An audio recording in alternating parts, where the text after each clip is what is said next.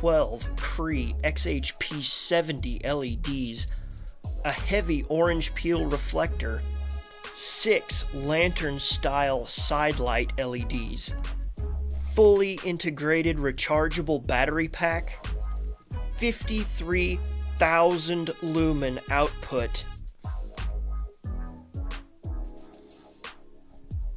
and an actively cooled heat management system. The Imalent MS121.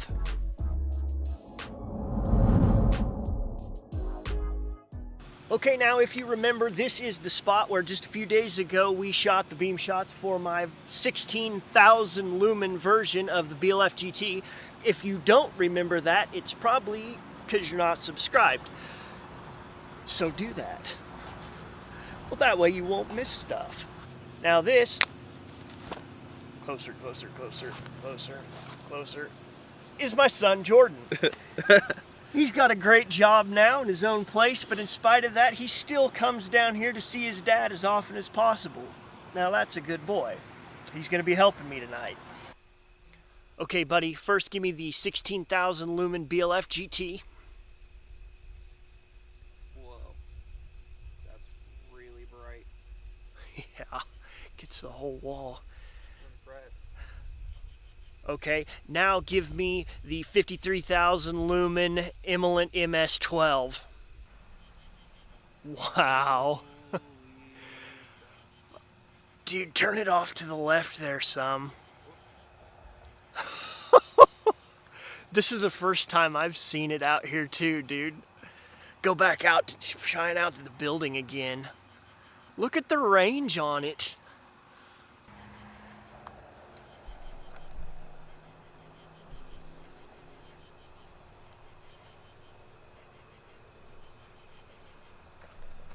That is ridiculous.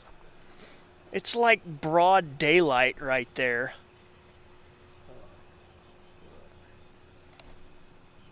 Man.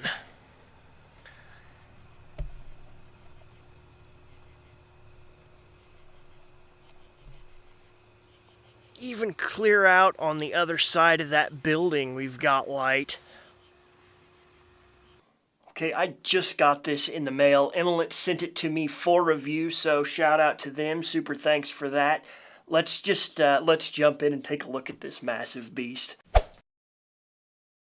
And you know, I say big light. It kind of is, but really for what you get in this right here, that's not that bad. I mean, look at it. Here's it next to the BLF GT. So, you know, we've got a similar size head. This is actually a little bit smaller, similar size head, you know, fully loaded. I think the weight of the GT is still a little bit more. I'm happy with that. Not only that, they gave us this. We got a pretty decent strap with it, you know, that lays across your shoulder pretty well. And I like the way that it hooks to the light. One on the tail and this bad boy right here on the bezel.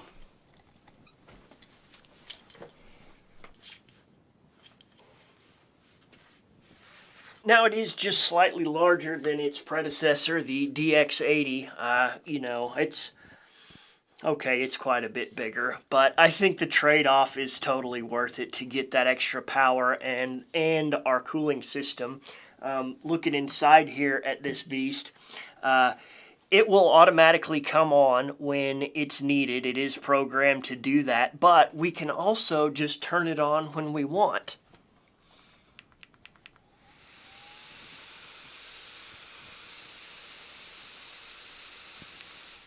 Taking a quick look at the numbers here, according to the instructions, we get our 53,000 lumen turbo, and when the cooling system and the turbo timer kick in, we drop to 15,000, which is still crazy, and according to this, it looks like that is fully sustainable. 78 minutes on 15,000 lumens because of our cooling system. I'm anxious to find out if that's the truth, because that would be phenomenal. Now, I'm not exactly sure how this works because I haven't taken it apart yet, and trying to judge from the way the airflow feels, it's like it's hard to tell. But when the fan does kick on, you know, it's tough to tell where the air is going. I thought maybe at first that it was like a closed loop system, but when I look inside there, I can see what I think is the fan blades moving, so we'll have to do a little more research on that.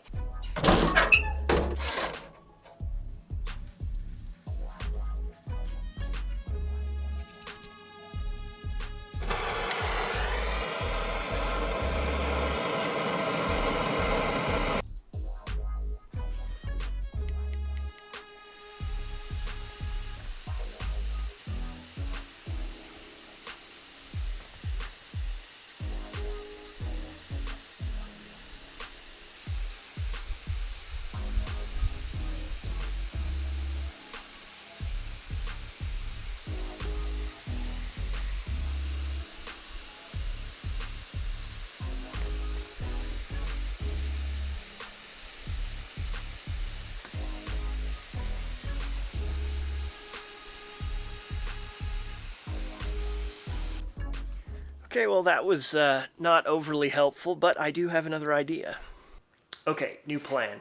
Got my trusty thermometer out, and what I will do is we'll kick on the 15,000 lumen mode, and I will keep temping it in the same spot and hopefully get it right before the fan kicks on. Then when the fan does kick on, I'll continue to do that for the next several minutes and see if that keeps this at a sustainable temperature. And I don't have a lumen tube big enough yet so we can monitor the output that way. So what we'll do is I will set up in my light box there, and we'll just put the light meter in there too and ceiling bounce so that we can see if the output is staying at that 15,000 lumen mark.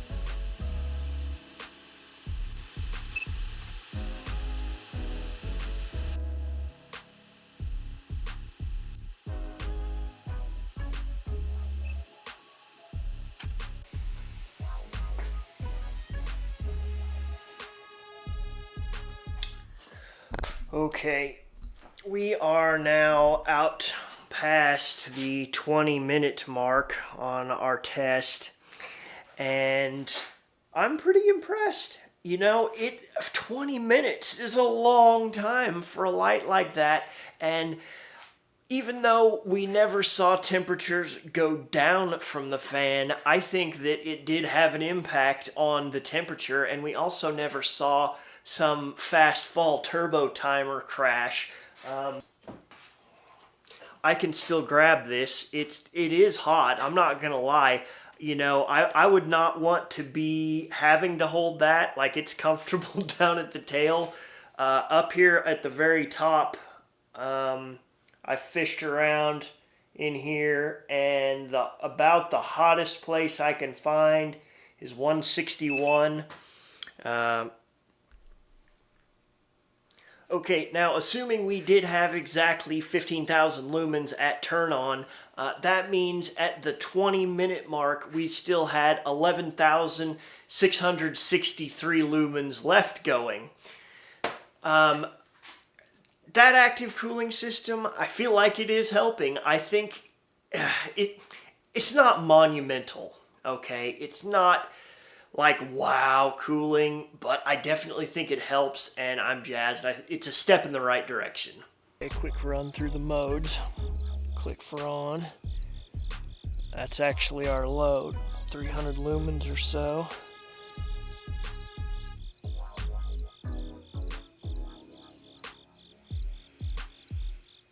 Oop.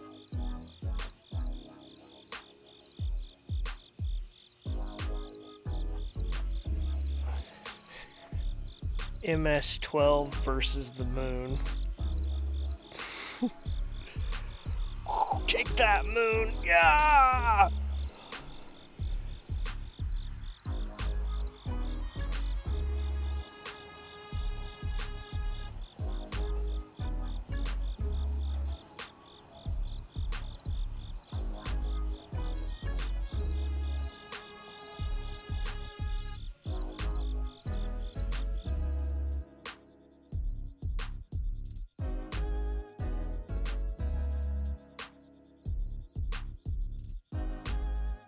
Okay, here's our user interface. We click for on, click for off.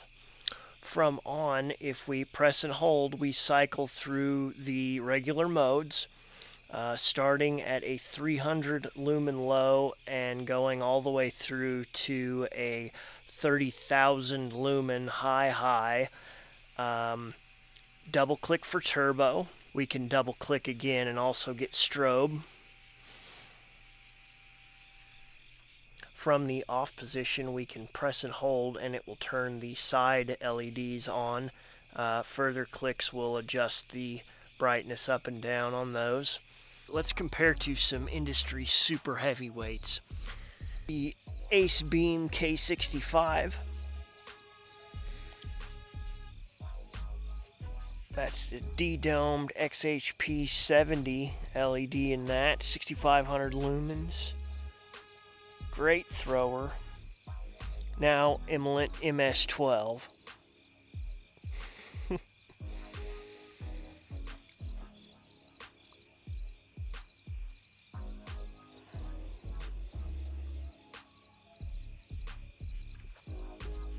The Ace Beam X80 GT.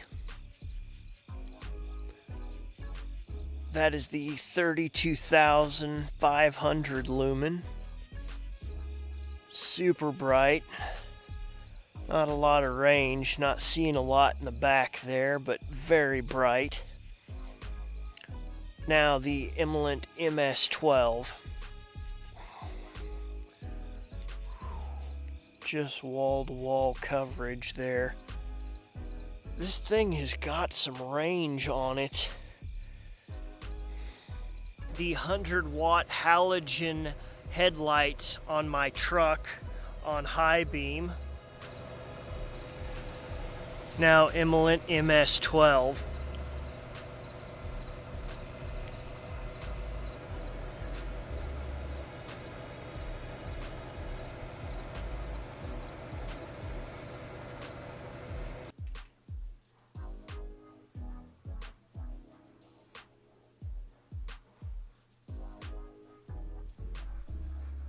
Super thanks to everybody for watching yet again. This is Matt Smith wishing you good lucks.